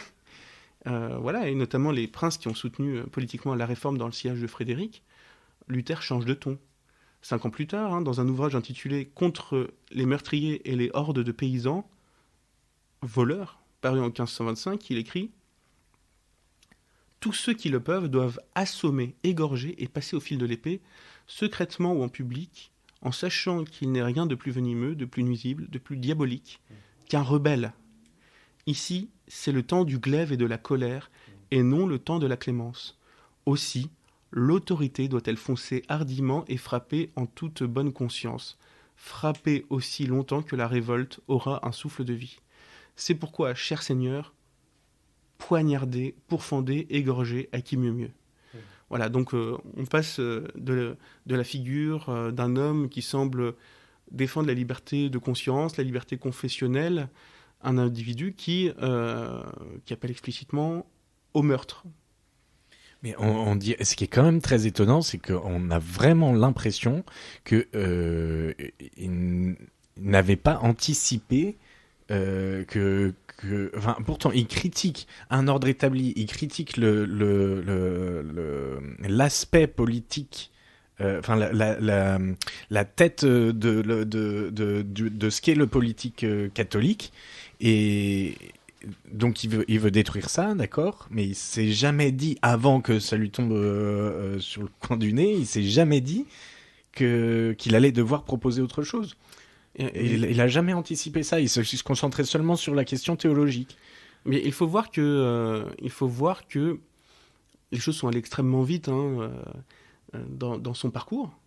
Lui-même se retrouve, on l'a vu, pris dans des enjeux géopolitiques hallucinants. C'est-à-dire que tout d'un coup, on a des rois de France qui se disent « Tiens, la réforme, potentiellement, ça peut nous aider à diviser le Saint-Empire romain germanique. » Voilà, et là on a un petit moine allemand, certes qui a fait des études de droit, etc., qui a une structure intellectuelle, qui a une culture, mais qui ne peut pas, qui n'est pas un Machiavel, qui n'a pas la volonté d'ailleurs de s'ingérer dans ses considérations diplomatiques, géopolitiques, etc., et qui, à son échelle, essaye déjà de survivre. On peut aussi s'imaginer, si on part du principe que Luther est un homme de foi, on peut aussi s'imaginer il s'imagine que Dieu pourvoira lui-même à la destination de son œuvre, et que Dieu l'a protégé jusqu'ici, et que Dieu l'utilisera pour faire ce qu'il a à faire. C'est cette fameuse idée de prédestination qui est débattue par les catholiques, qui est débattue par les protestants, qui a hanté Luther pendant un certain temps, on l'a vu, qui va hanter Calvin d'autant plus. Et cette idée de prédestination qui sera aussi beaucoup travaillée par Leibniz au XVIIe siècle, au XVIIIe siècle, qui sera caricaturée par Voltaire dans Candide, qui se moque de la figure Leibniz à travers le personnage de Pangloss, et qui dit tout est toujours pour le mieux dans le meilleur des mondes possibles. Voilà, quelles que soient les catastrophes qui se produisent, les massacres de paysans, etc., quelque part, la volonté humaine dépasse la volonté de Dieu. Pardon, lapsus. La volonté de Dieu dépasse la volonté humaine. Elle est incompréhensible pour la volonté humaine qui est trop réduite. C'est le fameux credo quia absurdum dont on avait parlé, je crois, dans notre premier entretien de Tertullien, je crois, parce que c'est absurde. C'est-à-dire, si c'est absurde pour une logique humaine, ça a peut-être un sens pour une logique divine qui nous dépasse. Et donc, Luther est à la fois, comme tous les grands personnages historiques, c'est-à-dire il subit les paramètres de l'histoire qu'il ne maîtrise pas et il essaye d'en maîtriser d'autres. Alors après ce qu'on a lu sur le potentiel révolutionnaire des évangiles, on peut se demander comment Luther a pu justifier une telle répression des mouvements paysans, parce que au-delà de ces considérations sur la prédestination, on s'imagine bien qu'il est doté d'une responsabilité individuelle et d'une volonté personnelle. Eh bien, il y a un revers à ces versets qui peuvent sembler légitimer la révolte. Un certain nombre de passages bibliques appellent également à la soumission. Rappelons que la Bible a été composée par de nombreux auteurs dans des contextes très divers. Ainsi, nous pouvons également y lire d'autres messages beaucoup moins révolutionnaires qui cautionnent un tout autre type de régime. L'apôtre Paul écrira, par exemple, dans l'Épître aux Romains, chapitre 13, versets 1 à 7, « Que toute personne soit soumise aux autorités supérieures, car il n'y a point d'autorité qui ne vienne de Dieu, et les autorités qui existent ont été instituées de Dieu. C'est pourquoi celui qui s'oppose à l'autorité résiste à l'ordre que Dieu a établi. Et ceux qui résistent attireront une condamnation sur eux-mêmes.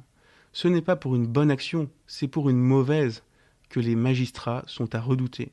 Veux-tu ne pas craindre l'autorité ? Fais le bien et tu en auras son approbation. Le magistrat est serviteur de Dieu pour ton bien, mais si tu fais le mal, crains, car ce n'est pas en vain qu'il porte l'épée, étant serviteur de Dieu, pour exercer la vengeance et punir celui qui fait le mal. Il est donc nécessaire d'être soumis, non seulement par crainte de la punition, mais encore par motif de conscience. C'est aussi pour cela que vous payez des impôts, car les magistrats sont des ministres de Dieu entièrement appliqués à cette fonction. Rendez à tous ce qui leur est dû, l'impôt à qui vous devez l'impôt, le tribut à qui vous devez le tribut, la crainte à qui vous devez la crainte, l'honneur à qui vous devez l'honneur. Donc on trouve ici une autre interprétation de la fameuse phrase de Jésus, « Rendez à César ce qui appartient à César et à Dieu ce qui appartient à Dieu ». C'est-à-dire, certes, c'est une injonction. C'est une injonction qui mène à ne pas mélanger le politique et le religieux, mais c'est aussi une injonction qui mène à se soumettre aux autorités politiques en ce qui concerne les choses politiques, et à ne pas les mélanger avec les autorités religieuses. Ça débouchera sur une doctrine chrétienne, théologique, qu'on appelle la doctrine des deux royaumes, qui va être initiée par saint Augustin et qui va être reprise à sa manière par Luther. C'est-à-dire, il ne faut pas mélanger les affaires du ciel et les affaires de Dieu. Et mélanger les unes et les autres, c'est se fourvoyer et vouloir accomplir le royaume de Dieu sur la terre, c'est blasphémer. Justement, on est dans une époque millénariste, on l'a dit, on est aussi dans une époque où on s'imagine où il y a des effondrements successifs, notamment des effondrements en termes de croyances, de régime de croyances. Eh bien, on s'imagine que le retour de Dieu est pour bientôt et que le retour de Dieu va s'accomplir sur la terre.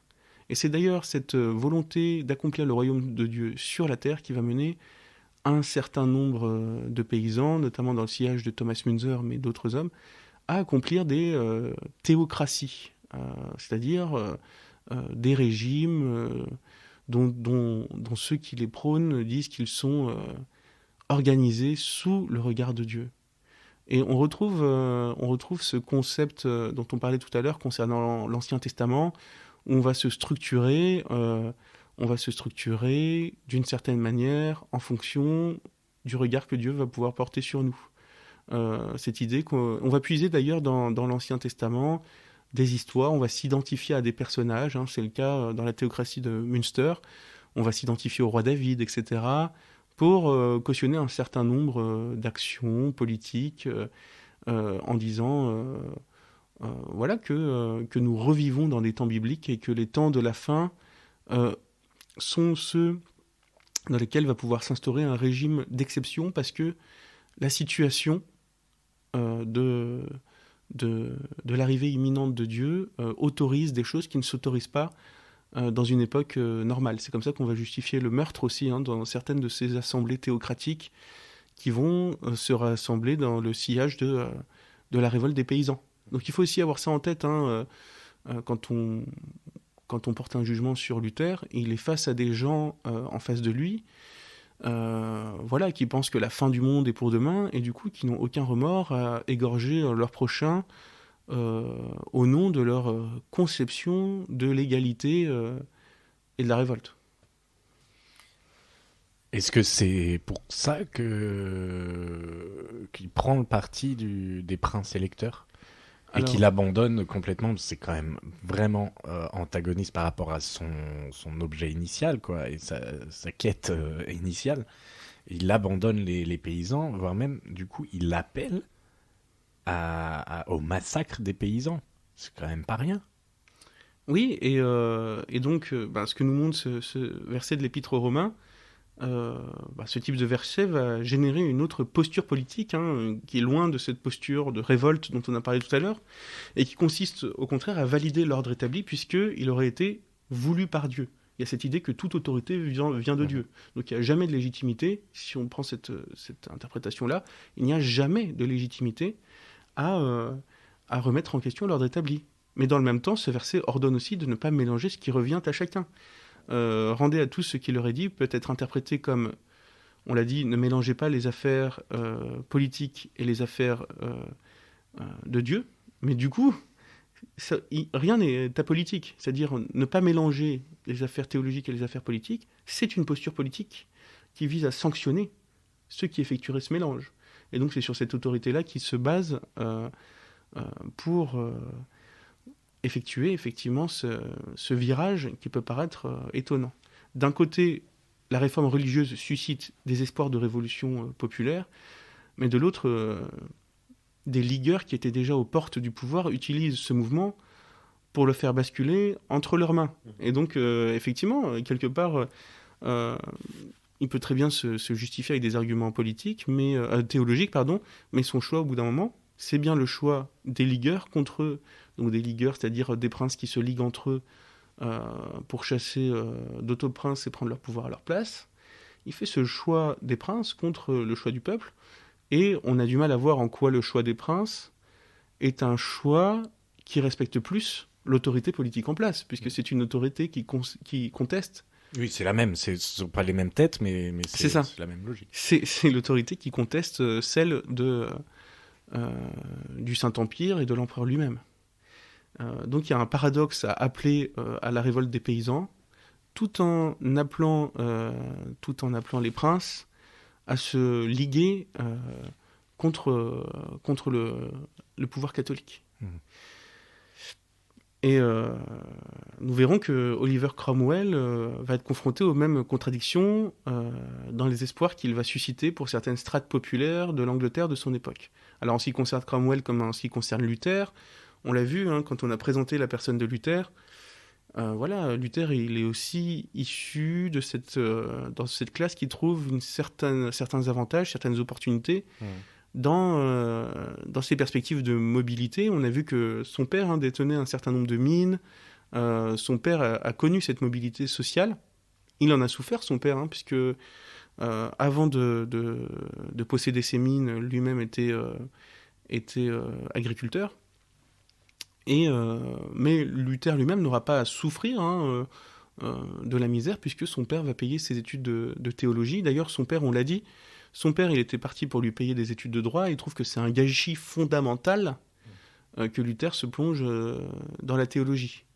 Donc n'oublions pas non plus que Luther a aussi cette culture juridique. Hein. Il a fait des études de droit assez poussées. Il a côtoyé un certain nombre d'hommes politiques dans ses études de droit qu'il va retrouver quand il va aller à la cour de Frédéric. Donc il n'est pas dénué non plus d'un certain sens politique. Hein. Sans quoi il aurait été brûlé depuis longtemps. Et donc voilà, ce paradoxe, il est là. Luther critique le mélange de politique et de religion auquel s'adonne d'un côté, selon lui, l'Église catholique, et de l'autre, les paysans qui utilisent le mouvement de la Réforme pour le radicaliser politiquement. Et vous savez, quand on présente des extrêmes, c'est toujours pratique parce que ça permet de se présenter soi-même comme l'homme de la mesure. Mais encore une fois, lui-même, en tant qu'homme de la mesure, qui prend le parti des princes, il prend aussi, d'une certaine manière, le parti de la violence. Et il ne peut pas nier que c'est un parti qui est politique. Voilà, c'est tout le paradoxe. Hein. Il va explicitement appeler, comme on l'a vu au massacre de ces paysans, par les armées des princes. Il va appeler ces princes protestants à se liguer contre les catholiques. Il va donc choisir de soigner le mal par le mal, en mobilisant ses partisans pour éliminer ceux dont il considère que l'interprétation est erronée. Donc on retrouve ces notions de dissensus et de consensus qui sont au fondement des perspectives théologiques et politiques et qui font que toute perspective théologique est nécessairement une politique car elle doit se positionner vis-à-vis de ceux pour lesquels, vis-à-vis desquels elle exprime un désaccord.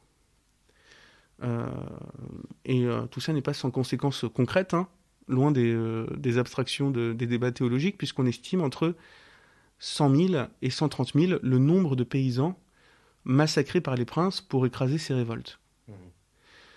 Pour être équilibré, rappelons que ces paysans eux-mêmes pouvaient vous massacrer s'ils vous suspectaient d'appartenance à la confession catholique ou s'ils vous suspectaient d'allégeance aux princes qu'ils combattaient.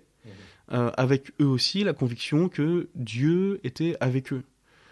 Et que de toute manière, Dieu allait revenir la semaine prochaine et que par conséquent, on était dans un régime qui nécessitait la mise en place d'un état d'exception. Et avec une urgence à ça. Voilà.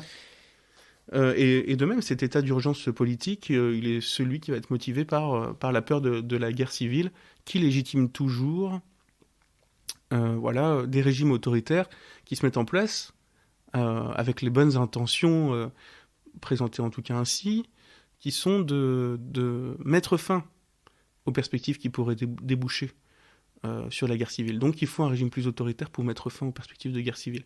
C'est un cercle toute vicieux. Ressemblance avec une problématique contemporaine serait totalement fortuite. Tout à fait, lorsqu'on définit justement, lorsqu'on définit le bien commun comme la nécessité d'éviter la guerre civile, on définit le bien commun par la négative. Mais on ne définit pas ce qu'est ce bien commun de manière positive. Est-ce que Luther est enterré quelque part ?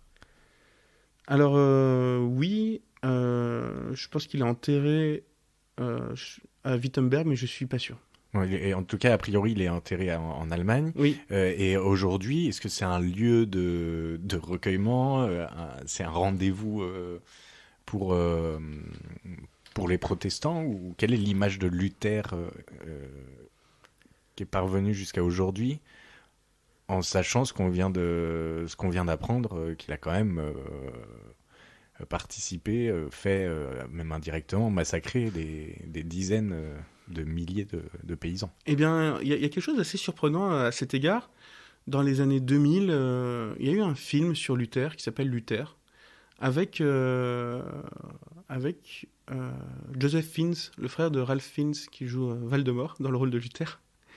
Et donc, ce film a été financé par une communauté protestante, en fait. Et alors, quelque chose d'assez étonnant, donc le film est plutôt bien fait, il raconte bien ce qu'on a développé pendant un certain nombre d'épisodes, à savoir cette lutte de l'homme Luther contre le pouvoir. Ce film revient même sur les dérives des paysans, mais à aucun moment, en fait, ce film ne parle de la responsabilité de Luther dans la répression des paysans. Parce qu'elle est discutable, cette responsabilité, ou on peut clairement dire qu'on a assez de données historiques pour l'avérer. On a cité les textes. Cette responsabilité, elle est indiscutable. Et donc, il y a un déni. Enfin, pour moi, ce film, qui est au demeurant très bien fait, que je recommande à tous ceux qui voudraient s'informer sur le contexte de la réforme, il témoigne tout de même d'un déni à cet égard. Alors attention, je sais que c'est à la mode, c'est aussi facile de déboulonner des statuts à plusieurs siècles d'intervalle. Donc il faut remettre ça dans ce contexte dans lequel la conception de la justice n'est pas la même, dans lequel il y a une conception de la justice divine qui est liée à ce concept de prédestination, et dans lequel on ne peut pas faire dans la dentelle parce que c'est massacre contre massacre. Voilà, donc rappelons que ces paysans eux-mêmes, pour reprendre cette expression, ne faisaient pas dans la dentelle, ou pour reprendre les mots de Mao Tse-tung, d'ailleurs lui-même fils de paysan, la révolution n'est pas un dîner de gala. Mais là, on est confronté aussi au paradoxe de la violence, qui est aussi une question contemporaine. C'est-à-dire, d'un côté, vous avez une violence institutionnelle. Est-ce que cette violence institutionnelle, elle légitime une violence populaire de résistance ? On peut prendre la question dans l'autre sens. Est-ce que quand vous avez une violence populaire, cette violence populaire légitime la violence institutionnelle de répression, la violence de la répression institutionnelle ? Voilà, justement, ces références qu'on fait à la République, etc., et notamment aux Lumières, à 89, etc. Après 89, il y a 93, donc la légitimité d'instauration de la République, elle se fait dans la violence.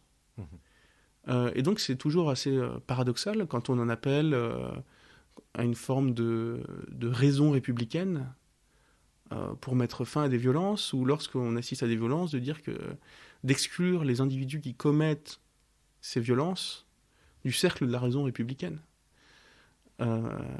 Est-ce que ça n'est pas une forme de déni vis-à-vis des conditions même dans lesquelles la République s'est instaurée ? Mais est-ce que parce qu'elle est née dans la violence, elle l'est forcément intrinsèquement ?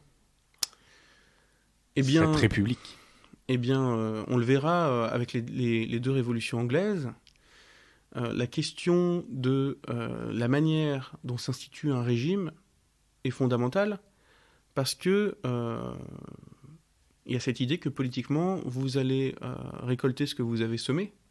C'est pour ça que la première révolution anglaise, on a beaucoup parlé de Cromwell dans cet épisode, c'est une révolution qui se fait sur la base de concepts puritains, religieux, et qui se fait dans un débordement de violence sur lequel on aura le temps de revenir en détail, et que la seconde révolution anglaise, qu'on appelle la Glorieuse Révolution, on l'appelle glorieuse parce que on considère qu'aucune goutte de sang n'était versée pour qu'elle puisse avoir lieu.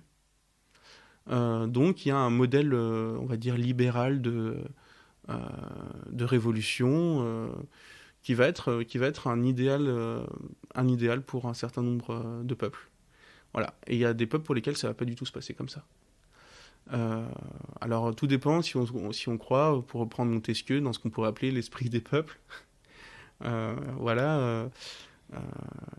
Est-ce qu'on est déterminé en tant que peuple, historiquement, socialement, à un certain degré de violence dans le rapport au pouvoir ? Est-ce que le pouvoir lui-même est déterminé à un certain degré de violence dans son rapport aux populations ? Tout dépend de la manière dont il s'est institué et dont il a institué sa propre légitimité.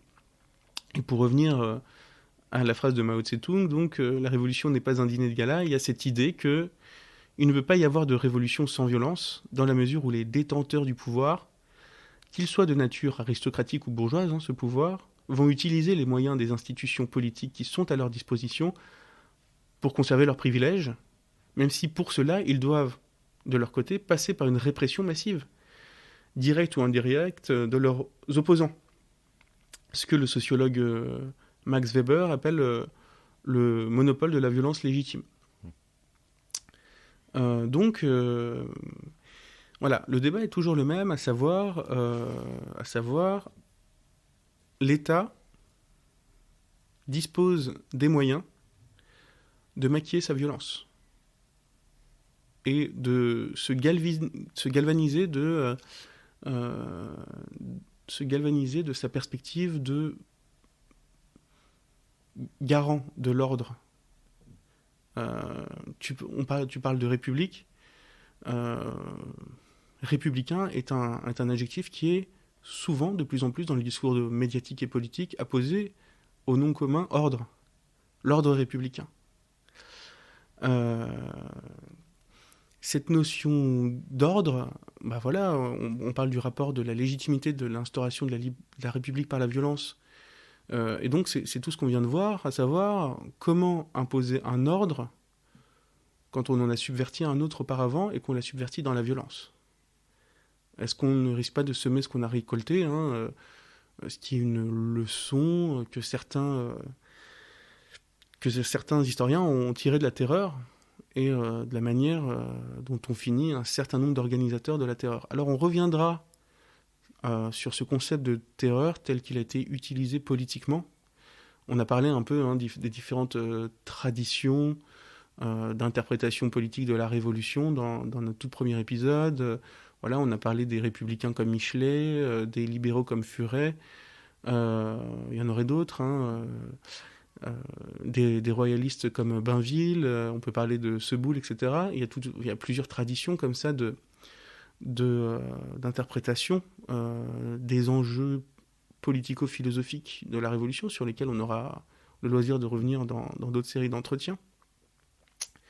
Mais aussi sur les difficultés que pose un régime qui s'institue dans la violence, quand bien même il se révolterait contre un régime, quand bien même sa révolte paraîtrait légitime face à l'illégitimité du régime en place, illégitimité décrétée pour un certain nombre de raisons, dans la mesure où, justement, l'État dispose toujours des moyens de maquiller sa violence en ordre légitime. À ce titre, c'est pas un hasard si c'est en 1919, donc quelques années après la Révolution russe, que le sociologue Max Weber, donc c'est intéressant, un sociologue qui a travaillé à la fois sur le concept d'éthique protestante, le concept de capitalisme et le concept de révolution russe, de révolution et de légitimité de la violence après cette révolution russe. Et donc Max Weber donnait une conférence en 1919 intitulée « Le métier et la vocation d'homme politique », dans laquelle il cherchait à définir la spécificité de l'État. Qu'est-ce qui fait la spécificité de l'État ? Max Weber nous dit que cette spécificité, elle peut être définie comme étant justement le monopole de la violence légitime. Il se demande ce qui fonde cette légitimité et les réponses qu'il apporte sont les suivantes. Premièrement, je cite, « la peur d'une vengeance des puissances magiques ou des détenteurs du pouvoir ». Ce qui situe tout à fait cette légitimité dans une perspective de démonstration spectaculaire de la puissance dans une dimension surnaturelle. Puissance magique des détenteurs du pouvoir. Et donc ça rejoint cette perspective, cette injonction de se soumettre aux autorités. Deuxièmement, ce qui fait la particularité de l'État, selon Weber, c'est l'espoir en une récompense ici-bas ou dans l'autre monde. Et donc, cette perspective idéologique de l'État, elle va offrir cette possibilité d'une récompense qui peut prendre une forme symbolique, qui peut être le retour à une société pacifiée. Voilà. Faites un effort, encore un effort, et nous retrouverons la paix sociale. Consentez une fois de plus, soumettez-vous encore un peu, et bientôt vous retrouverez vos libertés. Il précise bien que le pouvoir légitime n'est jamais que le pouvoir considéré comme légitime. Il est donc nécessaire de transformer les représentations de la légitimité notamment en jouant sur les espoirs et les peurs, donc en partie sur les représentations religieuses, pour que cette légitimité change de camp. Voilà, si vous êtes un pouvoir qui est considéré comme illégitime, il n'y a pas 36 affects que vous allez pouvoir mobiliser pour retrouver votre légitimité, c'est l'espoir ou la peur, selon Weber.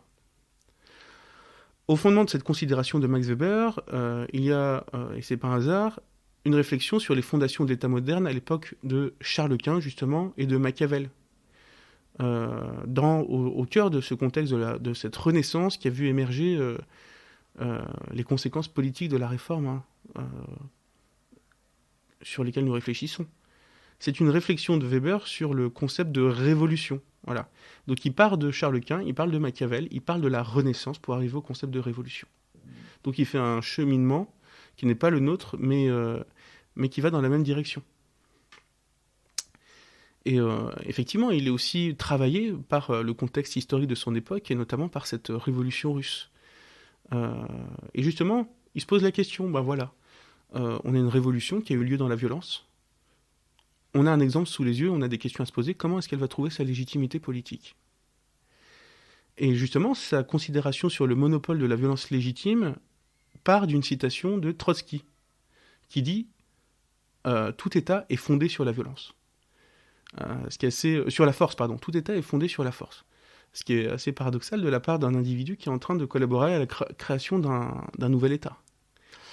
Et c'est d'ailleurs en partant de ce constat que, en parlant de Trotsky, que les anarchistes définissent le contrat social donnant sa légitimité à l'État comme une illusion.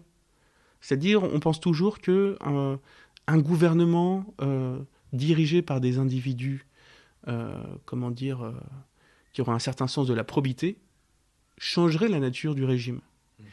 Mais pour les anarchistes, c'est pas possible, dans la mesure où c'est dans la nature de l'État, c'est pas une question d'individu, c'est dans la nature de l'État que d'opérer par la force pour s'imposer, notamment vis-à-vis de ceux qui expriment un dissensus et qui refusent de se soumettre. Et c'est une illusion, donc ce contrat social, selon un certain nombre d'anarchistes, c'est une illusion fondée en partie sur la peur ou sur un espoir biaisé. Voilà, l'espoir d'une pacification retrouvée. Il n'y a pas de soumission, lapsus, il n'y a pas de pacification sans soumission. À ce titre, pacification, rappelons que c'était un euphémisme, la pacification, qui était employée pendant la guerre d'Algérie, pour évoquer les perspectives de répression. Petite parenthèse, à cet égard, Trotsky savait de quoi il parlait, puisque lorsqu'il était commissaire soviétique, durant la Révolution, dans la nuit du 11 au 12 avril 1918, il a lui-même organisé le massacre des anarchistes. Donc quand il dit que tout État est fondé sur la force, il sait de quoi il parle. Et donc, voilà, nous sommes là dans des interrogations très contemporaines concernant la légitimité de l'usage de la violence à des fins de contestation politique. On nous brandit le spectre de la guerre civile à chaque manifestation, et on nous brandit donc ce spectre du dissensus anti-républicain. Voilà, à chaque manifestation, à chaque vitrine de boutique vandalisée. J'insiste sur le terme vandalisé. Je vais t'expliquer pourquoi. À plus forte raison lorsque ce sont des monuments historiques qui sont vandalisés, comme ça s'est produit pour l'Arc de Triomphe. Pour l'Arc de Triomphe. Et voilà, on nous rabâche que ces actes de vandalisme sont anti-républicains. Et justement, on revient au fondement violent de cette République. C'est oublier un peu vite que le 14 août 1792, c'est la République elle-même, par la voix de l'Assemblée législative, qui déclare que les monuments, qui sont des restes de la féodalité, doivent être sans délai détruits. Donc la République elle-même cherche à délégitimer symboliquement le pouvoir qu'elle entend remplacer en effaçant la trace, perspective d'épuration historique, jusqu'à ses fondements archéologiques. Soulignons à ce propos que le terme vandalisme a été inventé à cette époque par l'abbé Grégoire, pourtant sympathisant de la Révolution, pour condamner ces actes de destruction ordonnés par la Convention nationale. Donc là, on voit que jusque dans le symbole du passé, le symbole de l'autorité, de l'aura du régime passé, il faut exercer le pouvoir de l'État par la force et par la violence. Et donc tu disais, tu posais cette question, comment situer ces valeurs de la République ? Comment situer les valeurs comment situer la légitimité d'un État ? Eh bien, si on prend les concepts de Weber pour définir ce que c'est qu'un État, il faut se demander quel est le curseur par lequel l'État use des concepts d'espoir, des concepts de force, des concepts de peur, et pour savoir si un État est démocratique, républicain, voilà, on l'a dit, il y aurait de nombreuses nuances à apporter quant aux différents sens qui ont été donnés à ce mot dans l'histoire. Mais en tout cas, ces notions d'usage de la force, d'usage de la peur et d'usage de l'espoir me semblent être des critères pertinents pour définir la légitimité d'un pouvoir. Et pour autant, rien n'est dit quand on a dit ça, parce qu'il faut définir ce que c'est qu'un usage raisonné de ces éléments. Voilà, il faut définir ce que c'est que la légitimité de l'usage de la peur, la légitimité de l'usage de la force, la légitimité de l'usage de l'espoir. Voilà. Et donc,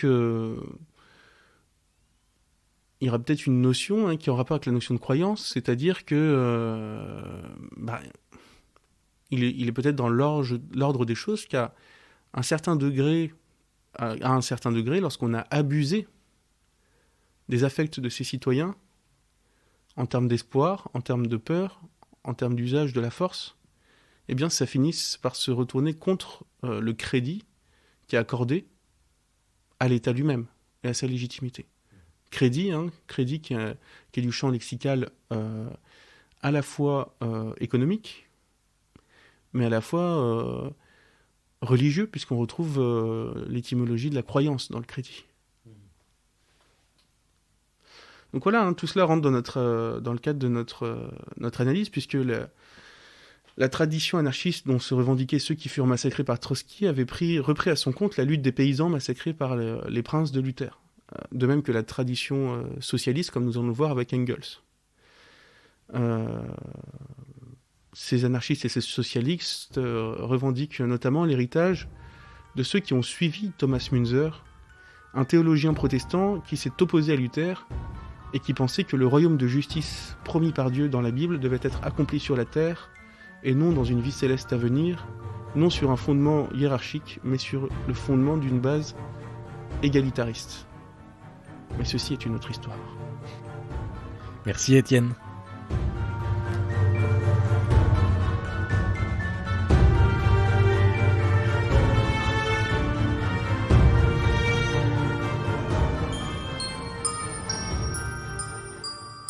La compagnie Caravelle présente Carnet d'art, podcast.